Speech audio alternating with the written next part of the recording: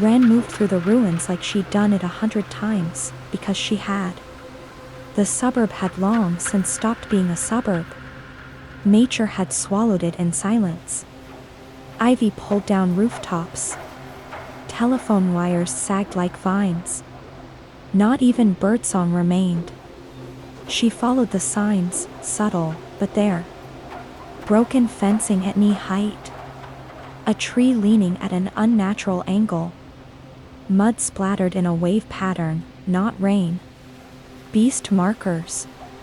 Her breath fogged in the cold morning air. She paused near an old utility pole half buried in the muck. Something metal and long dead stuck out near the top, a rusted signal node, likely from a comms relay. Then she heard it.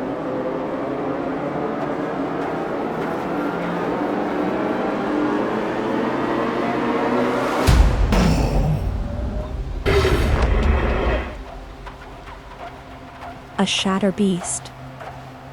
Not moving. Not growling. Just watching. It stood still, its frame scarred and heavy with calcified bone plating. Almost statuesque. Its head turned slightly, as if recognizing her.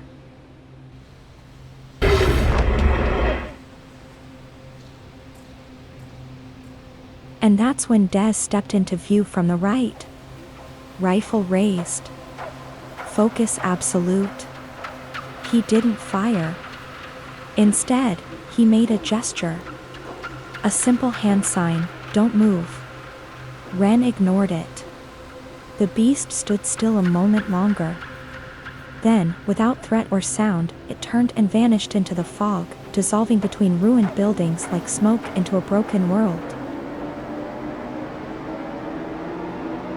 Hidden Echo Black Outpost just outside of Detroit. ARI stood silently in the corner of the room, humanoid in shape, but unmistakably synthetic. Skin like dull ceramic, jawline sharp but unfinished. His eyes glowed faintly, twin lenses that adjusted focus in micro-movements. He replayed the footage from his retinal feed. Pattern match, 87%. SCAR configuration consistent with subject tagged in breach year 12, designation H-class. Behavior anomaly, no aggression. Recognition protocol flagged. Des entered, pulling off his gloves. She didn't flinch, he said. Watched it like she knew it. Ari replied, tone neutral but thoughtful. Subject Ren.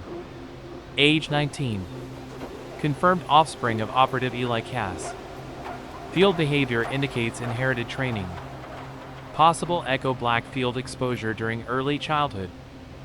Des looked over at him sharply. You never told me she was Cass's daughter. I was waiting for confirmation, Ari replied, blinking slowly. Now we have it.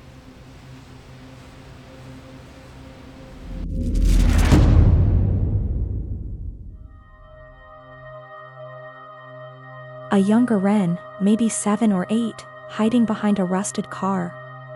A man, her father, runs across a dirt path toward an outpost tower with a battered Echo Black insignia. Behind him, a silhouette, half machine, half man, turns its head. Ari.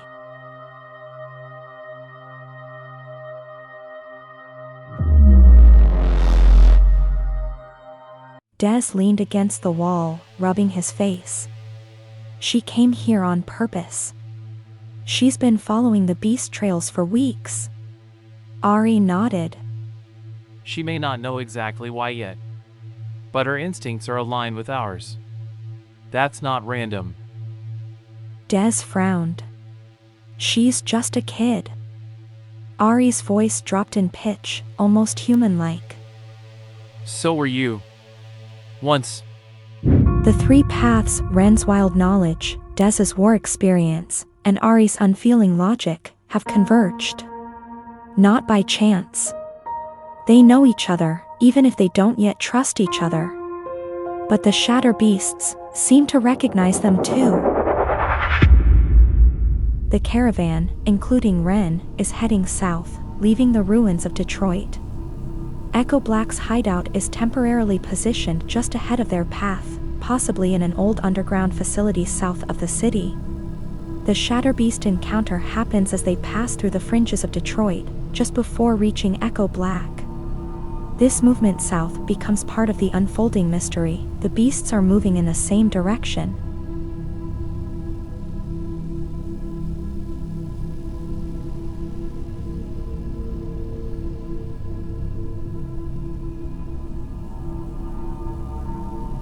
A converted underground rail station, barely holding together under rusted beams and moss. The ventilation hums low. Outside, the caravan has stopped for the night, tents pitched in silence, fireless. Inside the field lab, Ren stares at a broken piece of wall, still carrying a faint impression of the same symbol she saw behind the Shatterbeast. Ari works with his spine connected via a retractable port to a portable holomap array, projecting decades of data into the space around him.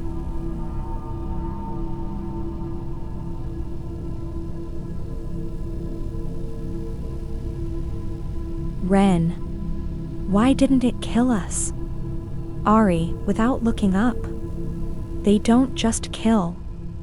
They choose. Or remember. Ren. That one looked at me like it had seen me before. Ari's voice lowers slightly, not synthetic, but intentional. Ari. Recognition patterns are rare. But not impossible. Especially for H-class entities. Ren blinks. You're saying it knew me. Ari. Or your bloodline. There's precedent for legacy memory in their behavior. Beasts returning to places of violence. Avoiding individuals tied to prior trauma.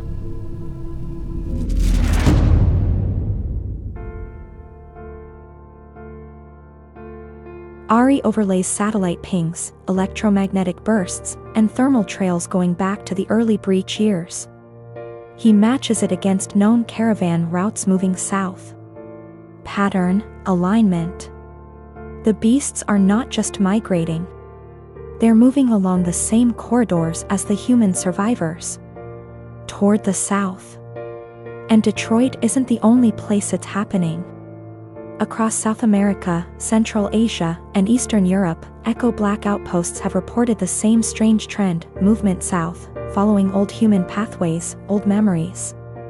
On Ari's map, glowing red pulses begin to align, forming patterns, symbols, not random, but deliberate. Ari, to himself. They're not chasing. They're following.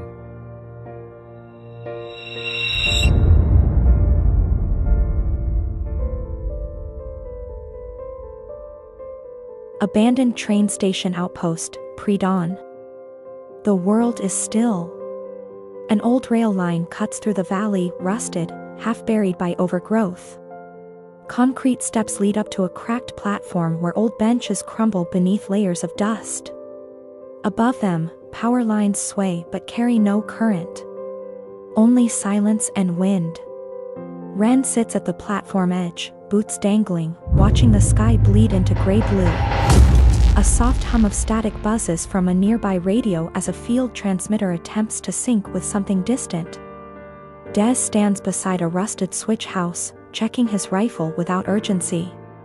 Not paranoid. Just prepared. The way a man moves when he's seen cities fall. Inside, Ari works quietly, sifting through logs and environmental data fed from motion sensors positioned along the old track line. Des. Herds of elk are spooked. Saw paw prints the size of snowshoes near the river. No corpses, though. Not yet. Ren, quietly. The animals know before we do. Ari. They're adapting. Fast. Partial DNA resonance from recent scans suggests environmental mirroring. The beasts are copying the biome's genetic code, trees, soil bacteria, prey animals, even small behavioral fragments from humans. Ren turns. You're saying they're becoming the land? Ari. Not becoming. Learning. Becoming ready.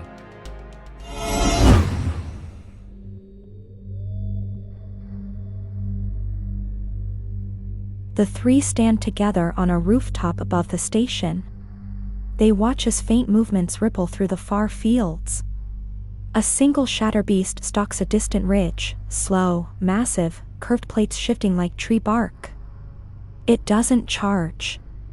Doesn't roar. It simply watches.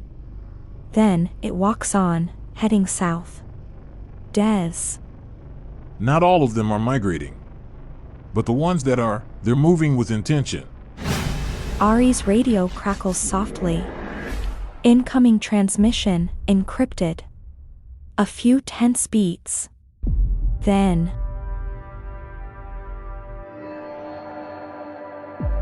Echo Black Central to Field Unit 6.